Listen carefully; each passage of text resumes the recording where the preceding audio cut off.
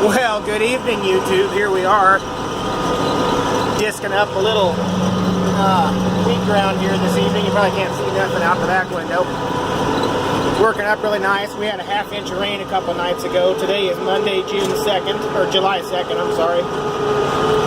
And we had a half-inch of rain Saturday night, and that did us wonders.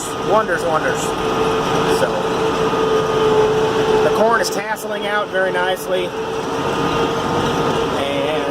we are getting it done on this muggy, warm evening here. This is going to be double crop soybeans after I get through working it up. I'm trying to get, this is the last field I have to disc tonight. I'm trying to get this one last field finished up before tomorrow, because tomorrow morning I would like to plant before it gets too hot. I'd like to get beans drilled in here. So we are probably going to be burning some midnight oil tonight, trying to get this worked up here. So, but we're at it, and we're keeping going.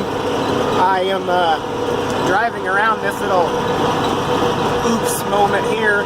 There's 3 piles of threshed wheat and a little section of uncut wheat. That's my combine through the clean grain auger chain right there. And so I hate to work all that wheat seed into the ground right there, so I'm going to come back with a grain shovel and a bucket and get it all picked up before I let it get too bad. It's already starting to sprout there in the pile. So we'll just work around it for today, get the beans planted, and then I'll come back and take care of it when I actually have time to do so.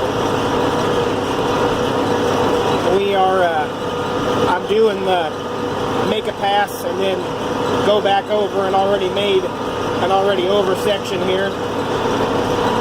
There's a couple of strange little humps in the field here, and I'm not sure where they came from, but they haven't been here the last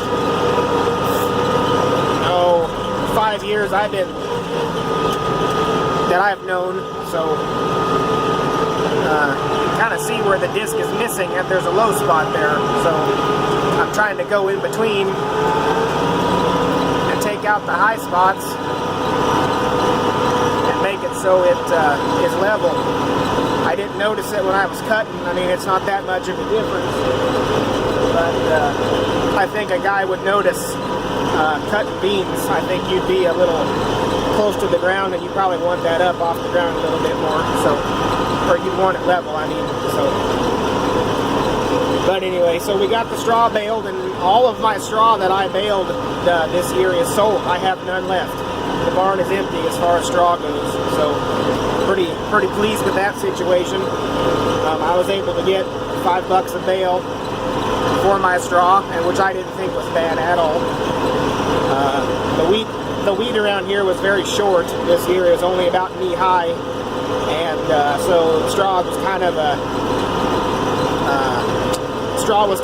a premium this year, honestly. So the counties down south of me in Kansas, south and west of us here, the wheat was just awful, terrible. So I think we got lucky up here in the corner as far as moisture, and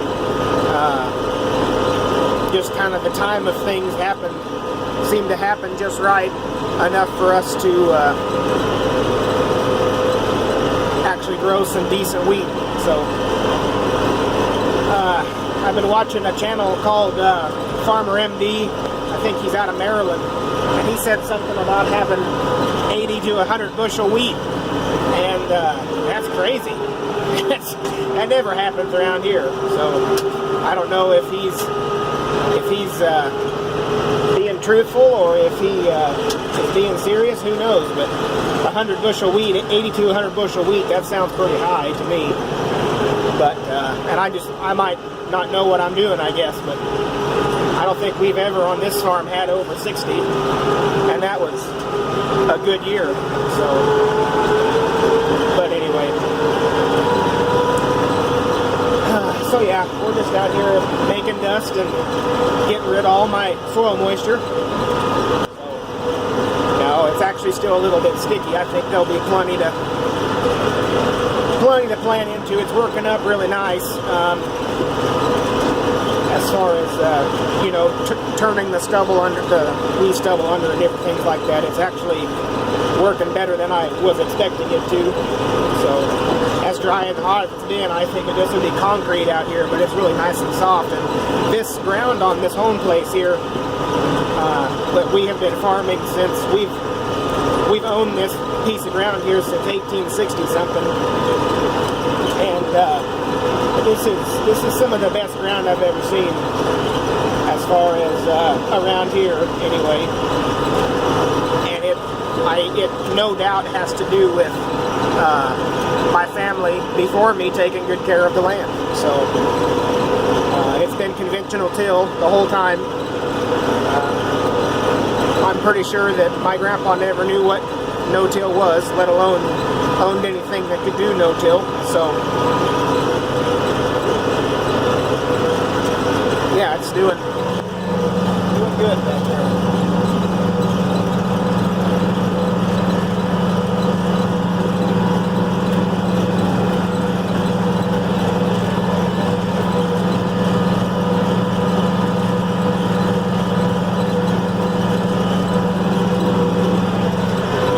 Farms, if you guys watch him at all, sometimes he talks about a sugar seed bed, and that's it's funny that he says stuff like that, because that's exactly the kind of stuff that my grandpa used to talk about. He used to say old-timey things like that. So, and that sure is what this is turning out to be. This is looking really, really nice and black and soft, and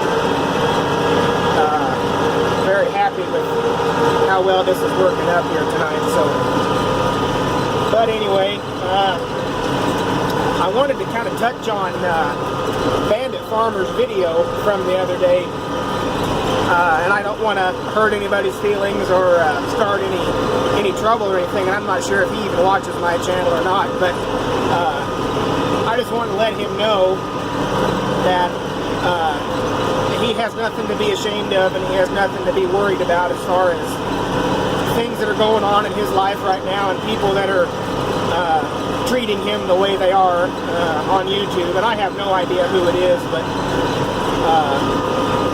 guys, can't we just get along? I mean, there has to be a way that we can you know, get rid of all the negative comments and all of the harassment. I've never dealt with any of it, I don't think, but there's been a lot of people lately that have been making videos about people not, you know, people being disrespectful to them on YouTube and in the comments and whatnot. Guys, we're all just trying to grow crops and bale hay and drive tractors, okay? We're not doing any of this for political reasons. We're not doing any of this for bragging rights. We're just out here to kind of share our agricultural experiences with each other, and that's kind of the beauty of YouTube, honestly, is it gives the chance of people across America and across the world, honestly, to kind of get a glimpse into what things are like for other people as far as the farming section of YouTube goes. And so I don't understand why there has to be so much hatred and so much bickering back and forth between people. I read it on other people's channels, and it almost makes me happy that I only have like 30-some subscribers, you know? Because the more people I get subscribed to my channel, I think the more idiots are going to come on here and comment negative and bad things, and I don't know, I just don't need that. And so, Bandit Farmer, if you see this, I'm with you. I don't see a reason to have big fancy equipment, brand new equipment, and I don't see a reason to farm the whole county either. So I'll stick with my 500-ish acre farm, and you stick with however many you're farming, and everybody will be happy. You know, I wish people would just understand that you don't always have to have to have the newest and the best. And this video's getting long here, and y'all are probably tired of looking at the sky and the ground and the shaky camera, but I just figured I would say that because I have a lot of respect for Bandit. I watch all of his videos, and he's always knowledgeable, and he and I share a lot of the same ideals when it comes to farming and stuff like that. So just be nice to one another, you know. And I don't know if any of you guys go to church out there or anything like that, but we're supposed to be that way. And I'm not going to start a religious argument with anybody or anything like that, but as human beings, religious or not, we are supposed to love one another and be nice and kind. So to have Bandit almost at the point of quitting YouTube really makes me probably a little madder than what I should be at somebody else's situation. I don't have any stake in the game other than losing a friend on YouTube that I like to watch. But you know, when you upset somebody to that level that they're about ready to quit making videos altogether, that's just not right, you know. And I know there's ways to ban people and different things, but it's you know, I like the group of guys that I'm kind of entangled with, if you will, on YouTube, like Farm All Fanatic and PA Farms and Ag Wild and all those guys. They're good people, and they're nice to talk to, and there's no hateful comments, and there's no reason, you know, for anybody to say stuff like that and get involved in somebody's personal life on that level like they did. So I'm going to go ahead and get off my tractor-shaped soapbox here, and I just wanted to leave you guys with that. You know, we just got to be nice and have fun. YouTube's not about who can have the best equipment and the most land and things like that, you know. And there's a couple other channels that I'd like to comment on too that they're getting harassed by random people, and just let them make their videos, you know. And I know my videos suck really bad. I film everything with my cell phone, and so you don't get very good working angles with anything, I'm sure. But yeah, this video's getting long. I'm going to go ahead and hang it up for tonight, but we'll be out here working wheat ground until wee hours of the morning, I'm sure. So if anybody wants to comment on this, I should be available to talk well into the night. So yeah, we'll talk to you guys later, and happy farming.